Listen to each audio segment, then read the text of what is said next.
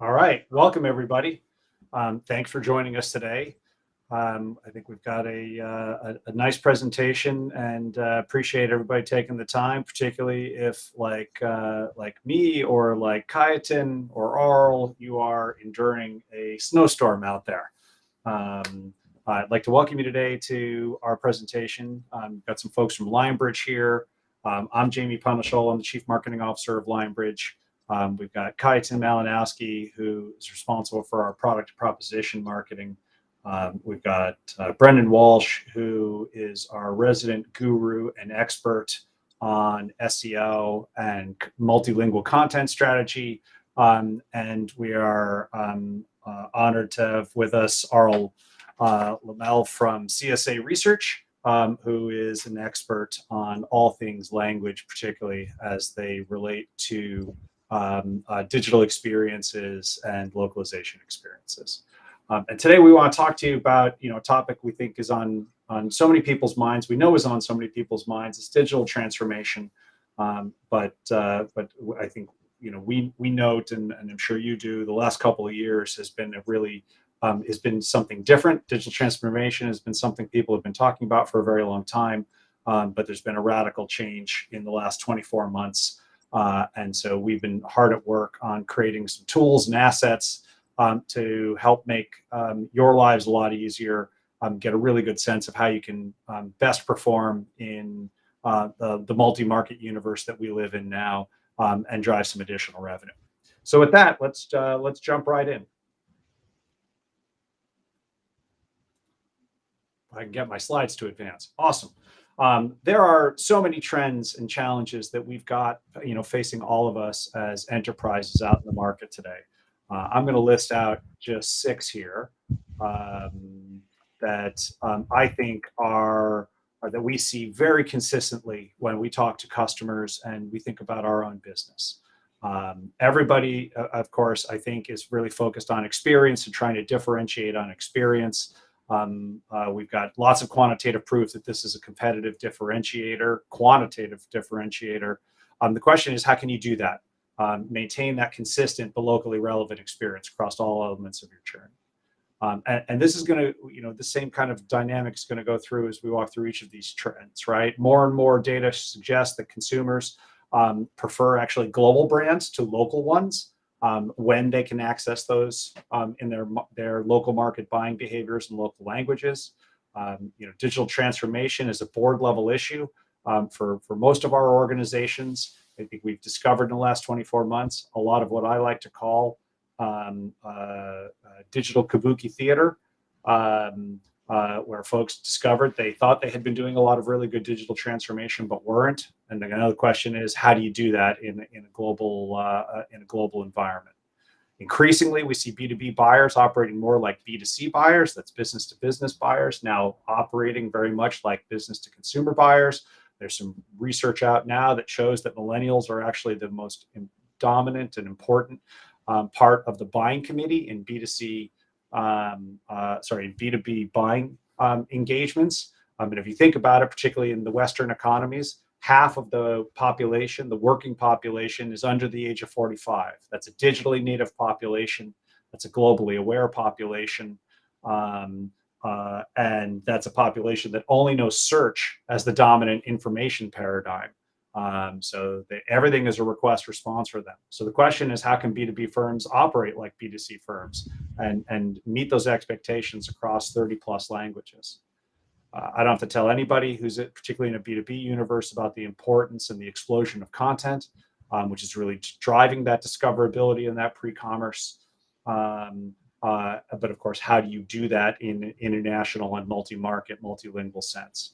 And if those 5 weren't tough enough, of course, the AI age is upon us, and we're still relatively early in the AI age.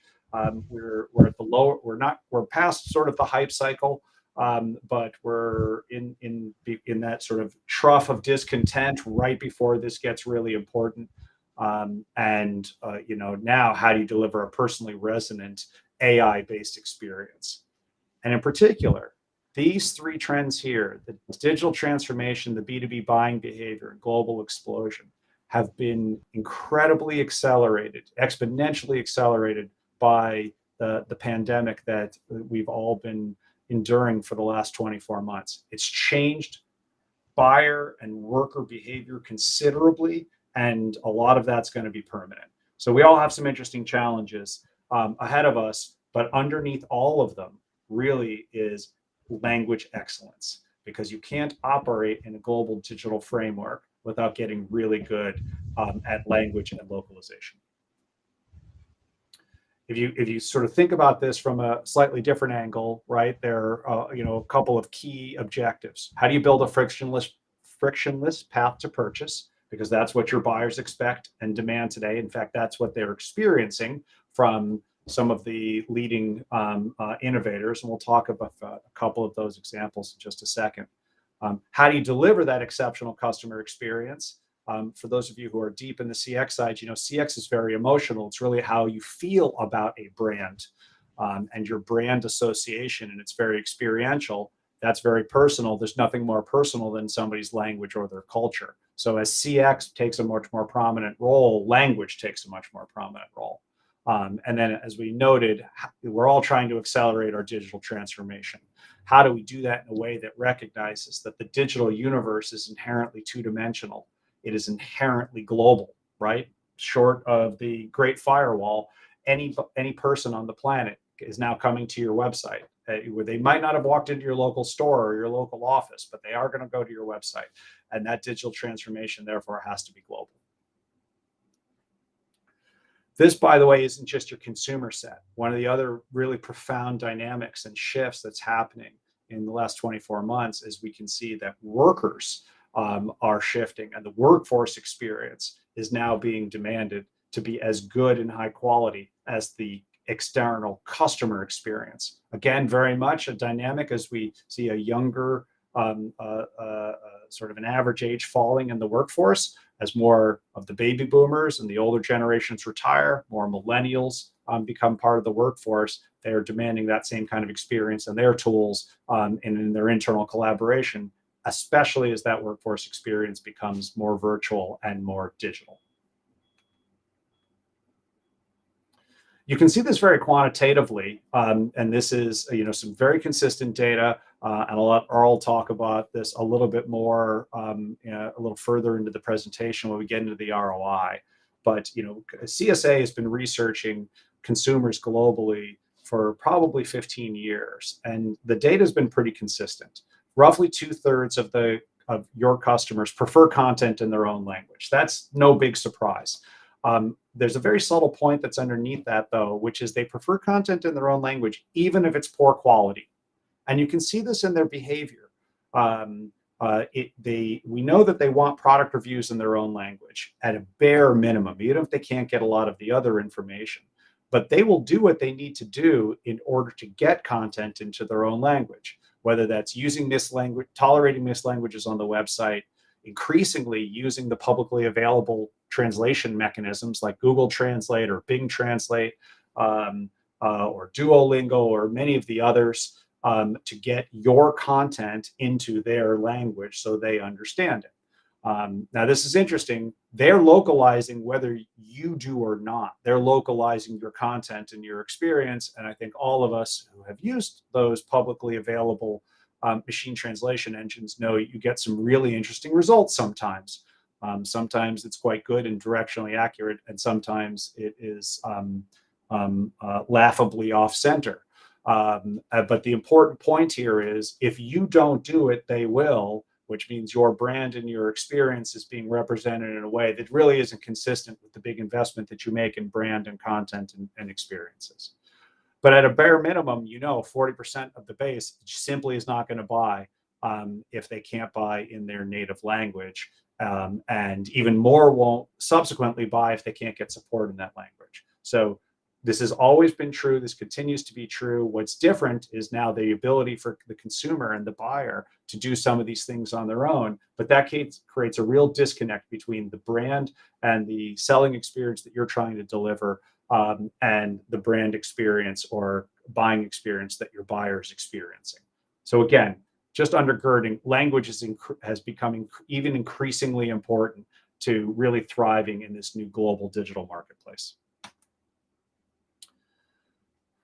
The other thing that I want to mention is if you really think about the last 24 months, in fact, just think about the last 12 months, we've really seen what I consider a watershed moment. When we go back and we rewrite the history, we're going to mark 2021 as the year where we really saw language take a new dimension. And there's three examples that I want to highlight for you as proof points here. But and particularly because they're setting the expectations of your consumers for what they should experience when they do business. Apple just launched the new iPhone in September, October. They launched it in 31 markets within 7 days of each other. Think about that for half a second. All the marketing was available, all the product materials were available, all the stores were ready, and the phones were delivered in 30 plus markets within 7 days. That is an incredible feat of global logistics and supply chain management, but also in global customer experience. Just a few months ago, Airbnb announced that they had completely redesigned their platform, built it on top of a custom machine translation engine so that they can deliver instantaneous multilingual descriptions of listings for sellers so that sellers can be marketing all listings in all languages and all markets by default. This is a profound shift in the way Airbnb goes to market. And imagine now trying to compete for hoteling or travel space when you've got somebody who's got every possible product listing in that native language of the potential buyers, opening up all kinds of new markets and buyers and opportunities for Airbnb on both sides of the equation. And of course, Netflix has had a number of major launches in the last 12 months.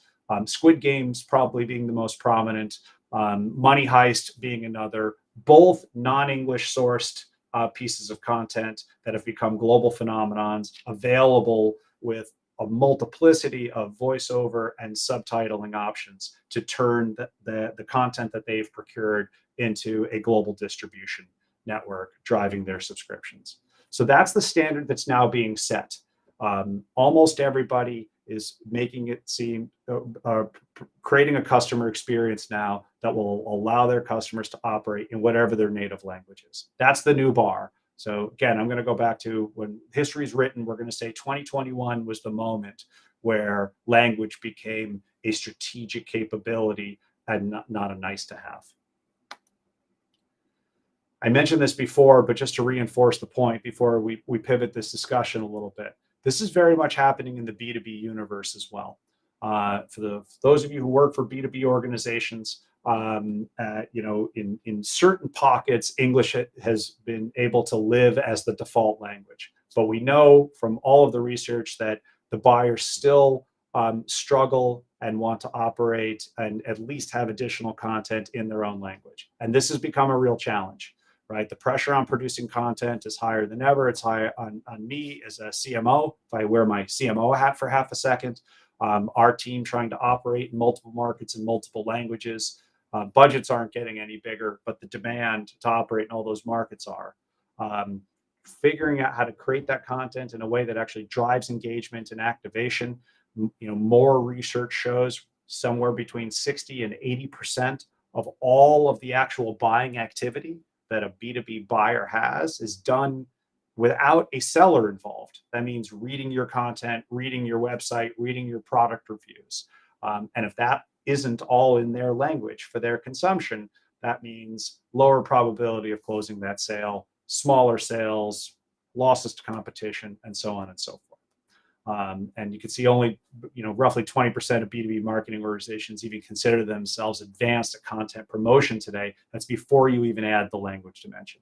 So this is creating some real challenges across the board, whether you serve consumers as your primary buyer or you serve business professionals as your primary buyer. Figuring out how to change the way you generate content, really rethinking your full end-to-end content cycle, whether that is a actual piece of content or that content manifests in the form of one of your experience, is of prime importance to operate in today's day and age. Okay, so with that, we know the problem. The problem's quantified. It feels painful, but all is not as dark by any stretch of the imagination. We've got lots of really good examples of companies doing this really well. And one of the things that we've worked in close collaboration with CSA on is trying to figure out how can we identify all the different dimensions of creating a global multi-market experience and global multi-market content, and then quantifying the impact. How can we help you create a business case that identifies the best areas for investment with the best upside? And that's really where the Global Digital Experience Assessment was born. And to begin to explain that, let me turn it over to, actually, I'm going to do the high level, and then we're going to turn it over to the team to explain each of the key dimensions. So the GDXA, as we like to call it, the Global DX Assessment, really has 5 key areas. The first is Geotargeting. Fairly simple. How have you set up your site structure so that it supports a multilingual experience? It identifies the right mix of market and/or language, and it helps your buyer figure out how to get the right products and the right languages for their buying experience. It is a difficult thing to do for any of you who have tried. And we see all kinds of errors and challenges. So this is meant to assess all the best practices in your site structure to ensure that all the investment you make is realized across all of your markets. Let me just put all 5 out there. I think it's going to be a little easier. I'm actually going to go counterclockwise on this. The second dimension of this is multilingual search analysis. How do your branded and your unbranded search results show up, especially on a multilingual basis? When you get those results, do you then come back and find a mixed language experience, which Brendan will talk about in more detail, creates a suboptimal experience and lost sales? We've got technical SEO. I think anybody who spent any time trying to keep up with the changes in the search engine algorithms, whether it's Google or Bing, knows there's a lot of things that you have to do to structure your site in order to perform well for discoverability in SEO. And so the assessment is meant to help you identify all of those key things and see where there are blockages that are causing you to reduce performance. Sometimes the things that you do to optimize localization performance actually work against the things that you do to optimize SEO. And that's where this is meant to help you create the balance between those two things. The fourth dimension is something we call smart content.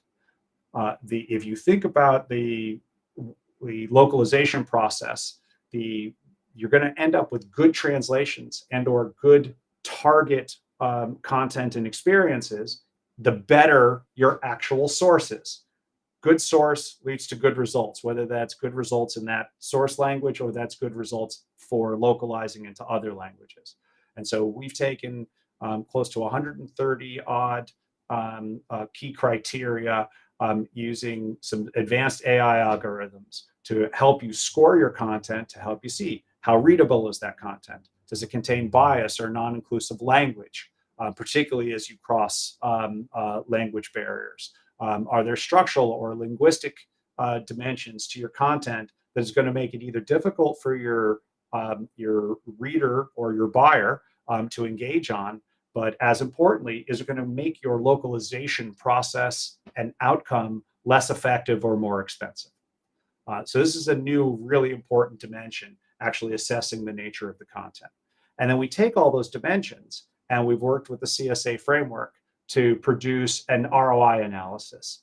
What's the possible revenue that you could be generating by different languages? How much of that are you realizing? Where are there opportunities? How you might make trade-offs? How you might even think about where the next best language or the next best market is to go.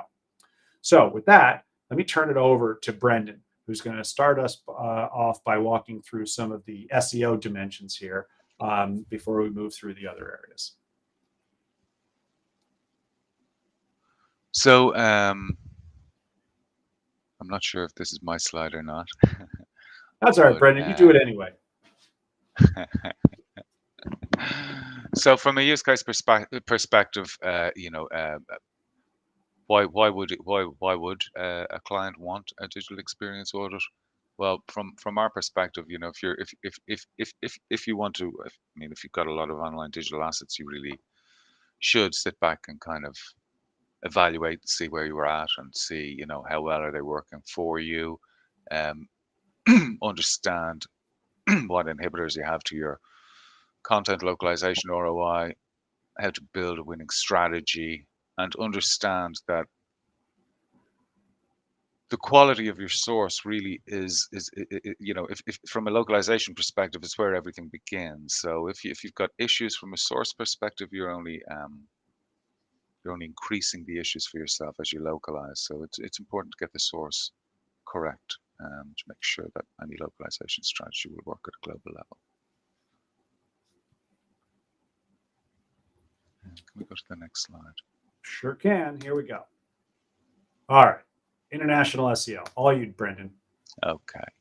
So the aspects of the digital experience assessment that my team carry out include the geo-targeting, the technical SEO, and the search analysis. If we start off with the geo-targeting, and the geo-targeting is also part of a freemium offering, so it's something that we do for new clients and prospective clients, just to make sure that as they invest with Lionbridge in content, that content has a platform to succeed on. So within the geo-targeting analysis, we look at areas like the architecture. Is it, you know, is it a global TLD? Is it a set of local TLDs? How are they pulled together? Is it a combination of the two? And if it is a combination of the two, are we seeing much cross-market interference?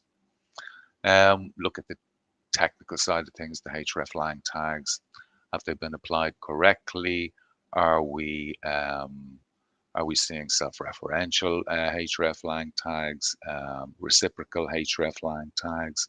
You know, is it all just kind of hanging together well? And does Google understand it? Are the language tags accurate? Are we using, you know, language level or region level? And how does that hang together? Another area that we look at from a geo-targeting perspective, and something that's not really taken into account much, is the language selection tool. So the language selection tool can be a really powerful thing from an SEO perspective, but it can also give a very poor user experience if it's not done correctly. So if I'm in an English language website, or a website that has multiple English language versions, and I realize I'm in the wrong region. I realize I'm in the UK rather than the US, or the UK rather than Ireland, and I change region. And instead of being on this product page where, you know, I'm ready to convert, I'm brought back to the home page of the selected region. That's a very poor user experience, and it's unlikely to help me convert. So that page-to-page language selection works well from both users, but also for bots.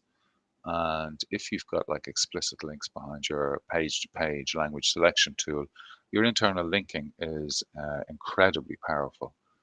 Every single page on your website has at least X number of internal links, or X is the number of languages that you have on your site.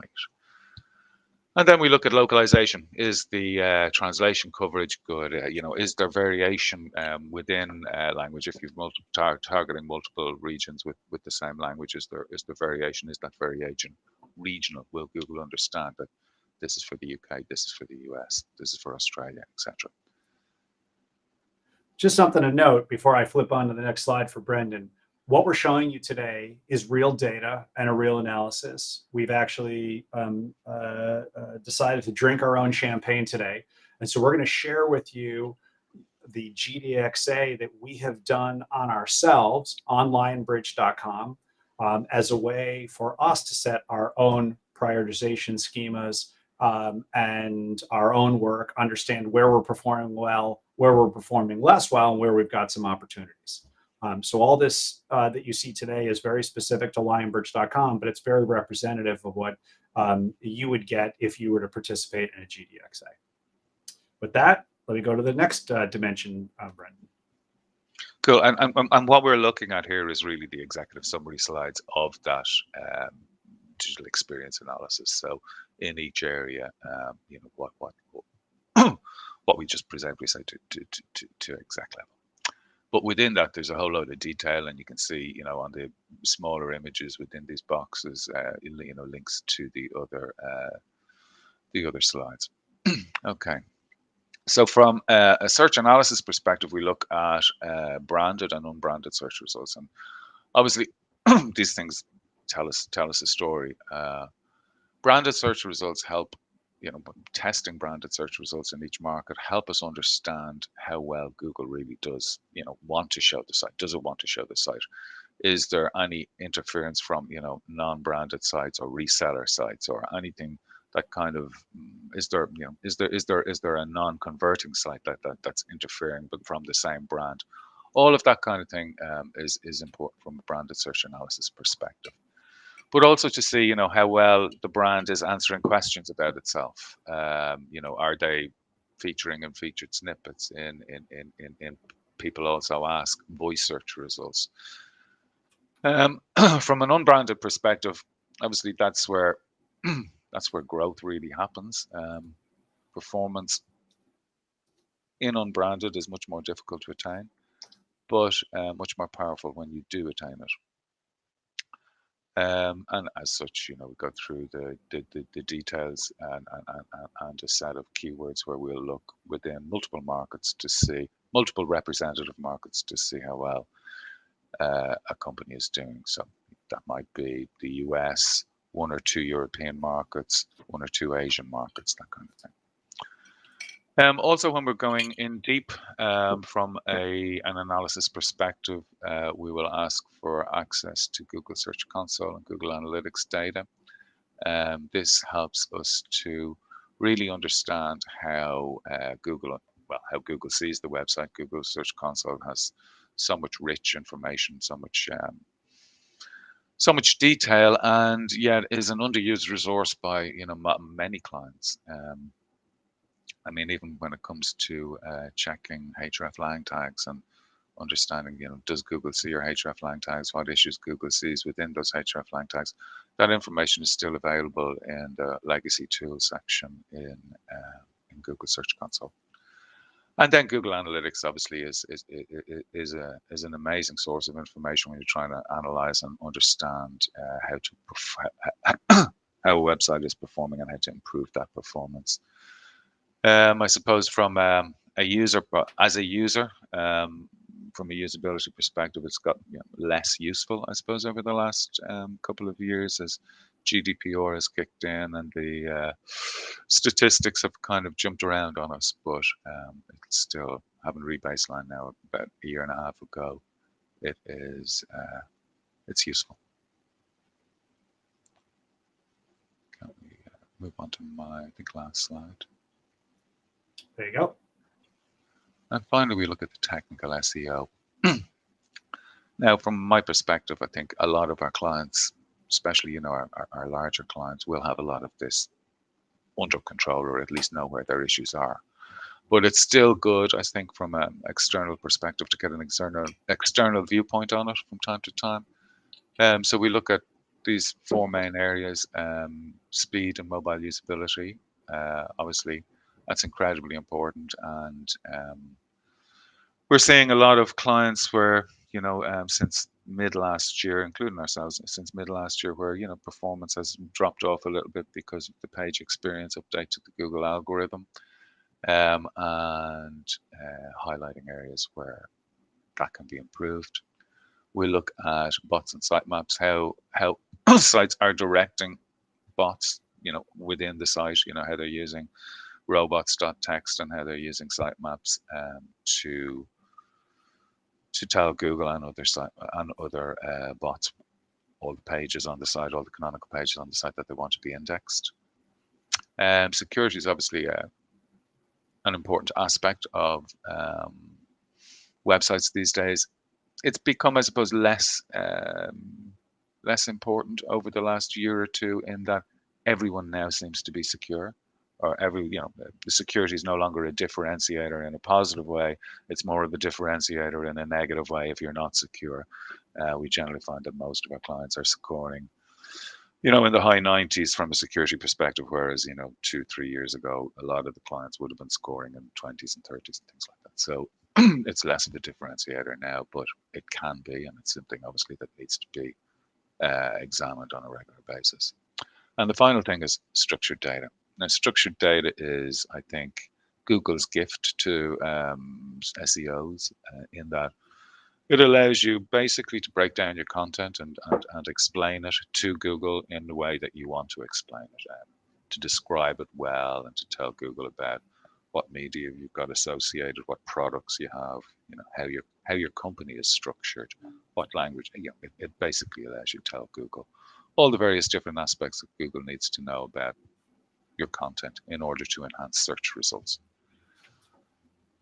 Okay, so I think that's the boring part of the presentation over. Just kind of raw text, and okay, so I'll hand it back to Jamie. Not boring at all, just very technical. Again, I think this is worth noting. This stuff is really difficult, right? I think it's become harder and harder for teams to manage their digital infrastructure. Period. The MarTech stack gets more complicated. Marketing technology stack gets more complicated. The web technology stack is getting more complicated. There are more and more things to optimize for, more search engines and other platforms, etc. So this is difficult. This is exactly why we've tried to help create this structure for, sorry about that, structure for everybody to think about what are all the key categories. A couple things to note: if you just look at the top of each of the categories, you'll notice the battery. The battery, to Brendan's point, is just kind of an executive summary of roughly where are you in each of these categories. So you can see for our site, we were doing quite well for bots and sitemaps, and for security, there's not areas that are we need a particular focus or investment, but clearly we've got some detailed opportunities sitting underneath speed and mobile usability and or in structured data. So just to give you kind of a sense of what lives underneath. And actually, as I hand it over to Kajetan now to talk a little bit about our smart content, you're going to see what a more detailed slide will look like as we go into the subcategories that live within each of these super categories. So with that, you could see, sorry, just before I hand it off, that the last part of the executive summary, some very specific recommendations.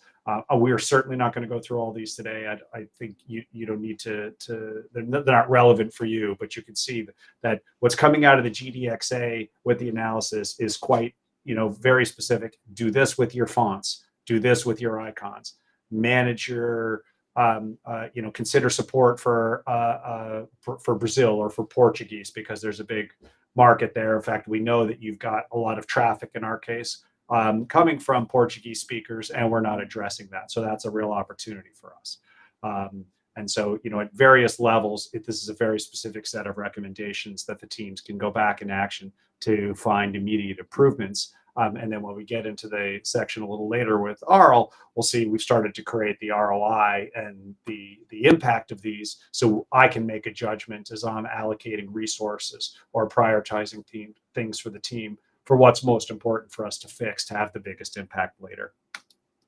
Okay, let's talk about smart content and how you can improve your content engagement, whether it's within just the original source language that you use, but importantly, when that source is then going to be localized into other languages, so you can be hitting as many markets and as many cultures and as many languages as possible to capture all of that revenue. So Kajetan, over to you. Thanks, Jamie. So before I start this, let me come back a little bit to the beginning of the presentation, right? Jamie was talking about how reality's changed and how language is becoming more important in the whole digital experience and customer experiences, right? Because it is, and as a lot of business activities has shifted towards digital first. That first touch point that companies get with the customer is often, some written text, be it, a website, an email, or an ebook that somebody downloaded, right? And that's really super important. That's a big change that happened over really last 2 years. I mean, of course, that digital transformation was happening before, but really last 2 years emphasized that, right? And that really stipulates the importance of the source content, right? There is no way to understate how source content is important in driving these digital experiences and building relationships with customers, right? So, and we started noticing this before, especially, we are in a pretty unique position as a localization company, sitting sometimes or quite often between marketing and local teams at our customers.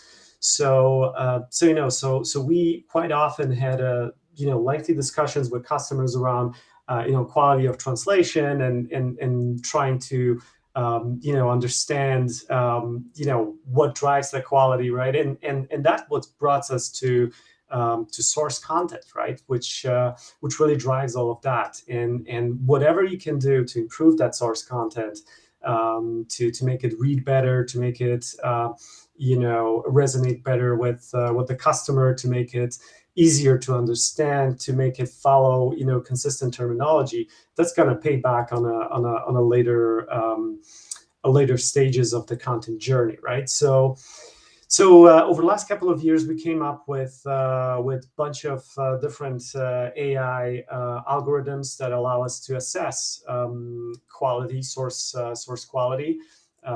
We can track more than 130 different content dimensions across different categories, like let's say readability, let's say inclusiveness of language, structural and linguistic parameters, right? So there's really a lot of different, sometimes very scientific, sometimes a little bit more easier to understand parameters that help you define and assess how that source content performs, right? So here we are looking at just a couple of parameters out of these 130 that we can assess, and we are looking at our content that lives on Lanbridge.com. So, for instance, we assessed readability, right? And we have a couple of dimensions in readability. We have a couple of readability scores that we can assess, but one of the most popular ones is Flesch Kincaid grade level, right? And when looking at our content, we realize it's a little bit more complex than we would wish for. It requires 10, 12 grades of formal education in the US to really understand this content well. So that's a cue for us and for the product and marketing teams to assess what can we do to make that content read better and make it easier, right? Another thing that we look at is for instance, passive voice. Passive voice really makes it difficult to understand who's talking about what, right? So whatever you can do to make your content sound better and use more active voice, that's gonna help understandability of your content, but it's also going to help localization, right? It's going to make it plain and simple for translator without second guessing and just simplify the translation process, which eventually reduces amount of queries that you get and just simplifies and speeds up the content journey that is eventually important, right? We can assess things like lexical diversity or lexical density. So lexical diversity speaks about how many unique words compared to total words in that particular piece of content you have. So how diverse your vocabulary is. And there is a fine balance between making it really meaning a lot versus kind of having a lot of these kind of connecting words or just kind of words that don't bear less content words, right? Which is problematic. The same goes to content density, which also is a measure of how easy your content is to understand. Usually our research has shown that on average you should aim at 40 to 60%. We are at 55, which is a little bit on a higher end, but still good enough. So just to sum it up, right? Smart content is a AI, is a tool, is a report that we can run on big batches of content or on a stream of content as it flows, to keep assessing it and provide interesting insights for both content writers, but also marketeers, to give them an idea on how to structure their content operations, or how to improve their strategy, right? Their content strategy. So with that, let me hand over to Jamie to see if he's got any additional comments. Thanks for that, Kite. And so you can see, smart content is really a way for us to start to give insights now all the way back to the source teams, to begin to ask, either to explain outcomes or to be able to ask questions really in the early on the content creation process, so that we have much better outcomes all the way through. And I'll give you just a couple of quick examples. We have one customer who used this and noticed, and as is typically used, these kinds of analyses at the end of the process, noticed that there was a fall in some of the language quality scores. Typically, that would lead to a rather uncomfortable conversation between that customer and us. But using this analysis, the customer dove into the content, and discovered what had happened was a lot of new video content had come through. Right, as we move into this age of virtual events and hybrid events, they were producing a lot more video, sometimes live, sometimes recorded. When people speak, they tend to use much more passive voice, many more idioms and local language, idiosyncrasies, etc., that don't translate as well. They don't localize as well. And so the fact that they had created this new kind of content, more video, more multimedia, was actually leading to a lower quality outcome. That doesn't mean that they shouldn't create that kind of content, but it is important insight to say, hey, do we need to think about either the content creation or the localization process differently, or our expectations? Because now we can actually see, before content even moves through the system, that this is going to create problems on the other end. And again, each of this has to be tuned for your customer and your audience. If you've got a sophisticated buyer, then things like lexical diversity and density, or even readability scores, it might be that it's okay that it has a 12th grade reading level as your target. But for many folks or many markets, that doesn't work. And so again, this is something not often thought of, but it's a new way of seeing how your content might perform with some more insights, and tuning it at source has all these downstream impacts, because the more languages, obviously, and more markets that you're going to take that source content and translate it into, the greater the impact of how that source performs.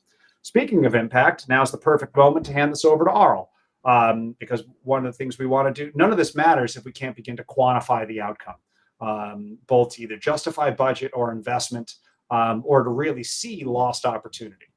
So with that, let's hand it over to Arl to talk about how we can help think about localization ROI, really multi-market ROI, harnessing the framework of their global revenue forecaster. So with that, okay. Arl, let me just move right in. Thanks, Jamie. I'll try and be brief here in the interest of time. For many years, when people have talked about adding languages, they didn't have a way of calculating ROI. And so often they would follow either patterns they'd seen others do, think of FIGS, French, Italian, German, Spanish, or they would make educated guesses, or they might follow what an executive felt they should do without any data. But at CSA Research, in the last year, we've built a complex model for language preference within markets. And this allows us to look at the languages an organization offers and the countries it's in, and predict how much of each country's available revenue it could get. And so in this example from Lionbridge, we estimated that there's a big chunk of revenue there that's from current languages, that's people, native speakers of that. Then there's an at-risk population of people who are not native speakers, who might be enticed to other brands that support what they need. And then there's a chunk of revenue that isn't addressed through any language that people speak. And this represents what could be gained. So 16% in this case. We're able to benchmark companies against the revenue or against the language choices others make. So in this case, we said Lionbridge localizes into 10 of the 102 languages we observed in the particular sector. Doesn't mean anybody offers 102, but there's 102 that somebody supports. And then we're able to quantify how much, as said earlier, is at risk. And then say that, well, Lionbridge seems to be earning less from non-English customers. Now, that's actually not surprising since localization tends to be English out. So there's reliance on English. So how you interpret these things, as Jamie said, it's specific to your organization. I will mention just briefly that if you're B2B, Jamie touched on this earlier, we're finding B2B buyers are actually becoming more sensitive to language than B2C. A little bit less on the marketing side, but much more on other kinds of content, because business buyers look at the total cost of owning and maintaining something. And the moment you don't support their workers' languages, they're saying there's a cost and there's people who can't use this. And so we're incorporating some of those insights into interpreting these results as well. You want to go to the next slide? Yeah, so here's an example where we are then able to take individual languages and predict how much revenue we estimate based on past performance in other markets, saying if Lionbridge succeeds as well in new languages as it did in previous ones, how much revenue would it gain? And we're able to come up with some potential revenue figures. Obviously, these are estimates, and they assume that marketing and everything else is happening. But like Jamie earlier said, they saw Portuguese as an opportunity, and we see it actually ranked second here, very close after Arabic. So this confirms what Lionbridge was seeing. And that's one of the uses. We've had some of our clients say, hey, our executives say we should add Polish. Is that really the best opportunity? And in one case, specifically around Polish, we're able to say, yeah, actually it is your next best opportunity. Or we can say, no, you really ought to be adding Dutch instead, or something like that. Okay. And then finally, we have a tool, and this is showing an example from Arabic, where we're able to look at current levels of localization and predict how far speakers in a given language and market will get through the sales funnel. So in this case, Lionbridge doesn't currently offer Arabic. And what we predict is actually that only about, I think it's 8% there, or I can't read the number, maybe it's 5% of potential Arabic customers would make it through to purchasing, because when they don't see their language, they go find a competitor or they drop out of the funnel. And the little orange dots show the percentage of drop at each stage. And so here we can quantify and say, well, okay, you're going to get some from these Arabic speakers, but if you were to offer Arabic, you will be able to gain how much ever incremental revenue is possible through offering it. And this is based on the can't read, won't buy research that Jamie mentioned earlier. And I'll just say, you may ask, well, why now? Why is this more important than in the past? We've always found this was a big deal. But the competitive pressures that Jamie mentioned from Apple and Netflix and others show that market leaders are adding more and more languages. And this means if you don't offer those languages, you're at their mercy. It leaves you at risk from the competition. And 10 years ago, maybe your competitors were offering 4 or 5 languages, and today they're offering 15 or 20. And it's no longer sufficient to say, well, Germans can speak English, when your competitors are offering German or whatever language it may be. Okay, and I think that's probably it, just in the interest of time. I think that is, it was 5%, Arl. And just let me say, if you look at this, this becomes really important insight for me and for any leadership team in saying, okay, we think Arabic is an opportunity, but how could we get away with just producing some content in Arabic that would address the browsing? And what we can see here is if we're going to do something like adding Arabic requires a full commitment. There's marketing commitment, there's product development commitment, and there's customer support commitment.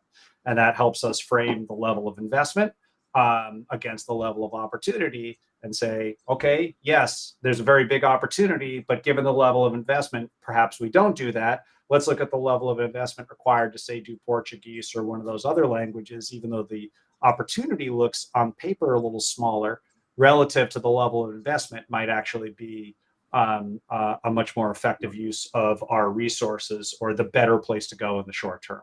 Again, none of this is perfect, and there's a lot of assumptions that go in here, but this is a really now interesting way of taking very tactical behaviors and actions in the way sites are constructed.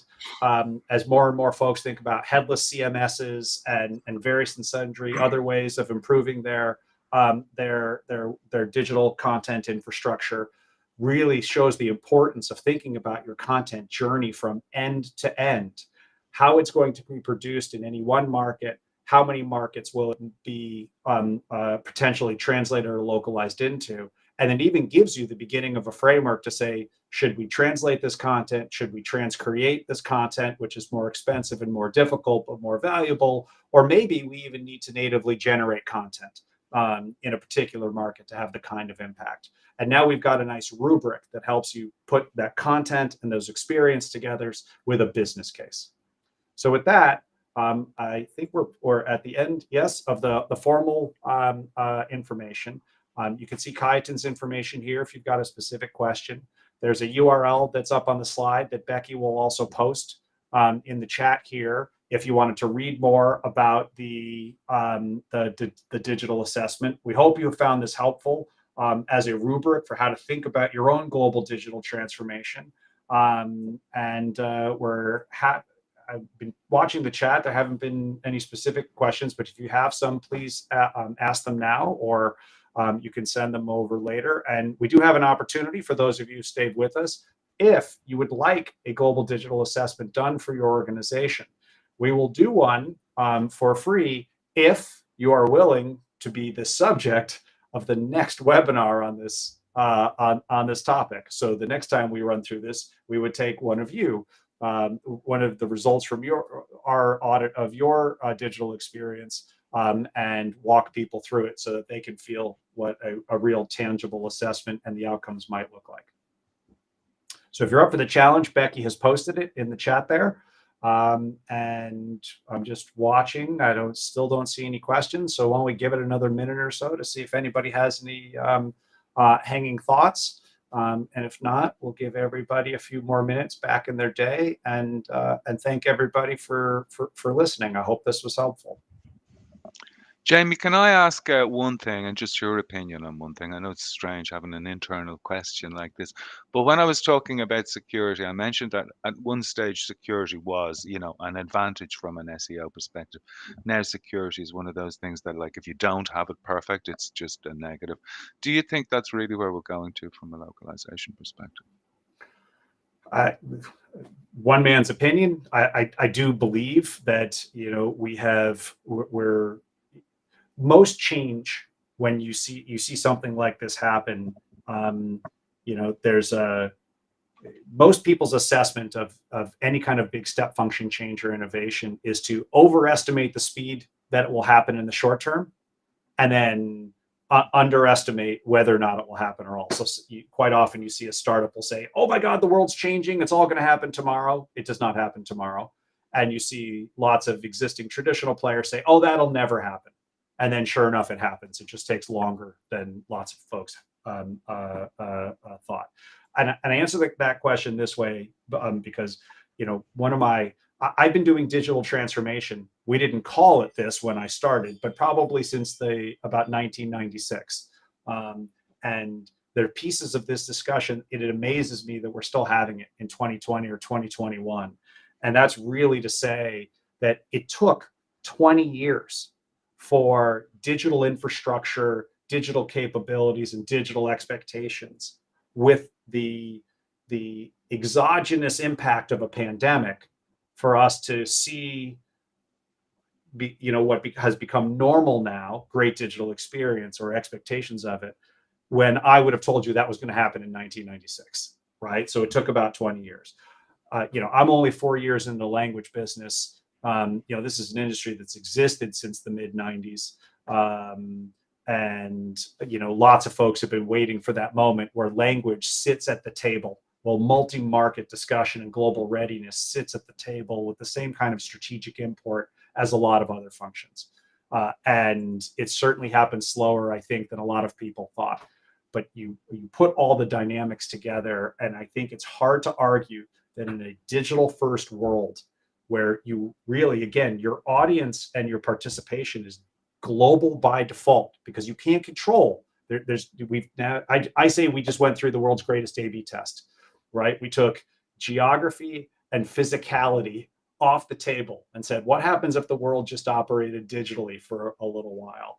And we saw, wow, this stuff's really powerful, and we can do all kinds of things in new ways. So again, I'll say, Brendan, whether it's 2021 is, or 2022 is the year where language sits at the table, or takes a few more years, I really do believe that what we've witnessed is the turning point where in a few years, we're going to clearly see a separation between the folks who take this quite seriously and see that to execute all of the other big initiatives they have to rethink how they're approaching multi-market and language. Awesome. All right, I filled 4 minutes there, hoping that there would be other questions. So that was great. Thank you, Brendan. But since there aren't, let me again thank everybody for participating. Thank Arl for sharing the CSA insights and his time today. Thank Brendan and Kayatin. Thank all of you for spending some time with us. And for those of you who will be watching this on delay, thank you too. We always appreciate it. Feel free to reach out with questions. And with that, I hope everybody has a great day. Thank you so much. Thank you. Thank you.